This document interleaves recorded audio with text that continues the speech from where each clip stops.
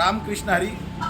आपल्या श्री सद्गुरू वारकरी गुरुकुल शिक्षण संस्थांमध्ये आपण रोज मुलांना अशा प्रकारची केळी खायला देतो आणि ही केळी आपण शेतामधून घेऊन येतो आणि डायरेक्ट आपल्या संस्थांमध्ये कुठल्याही प्रकारचं केमिकल न वापरता आपल्या संस्थांमध्ये ही केळी पिकवतो आणि रोज मुलांना नाश्त्यामध्ये आणि दुपारच्या जेवणामध्ये मुलांना 1-2 केळी खायला देतो, जेणेकरून मुलांचं आरोग्य चांगलं राहावं हा उद्देश आहे.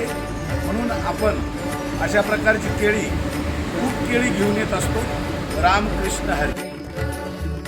विठ्ठला वाचून आणिकाचे ध्यान, विठ्ठला वाचून आणिकाचे ध्यान, नाही आम्हा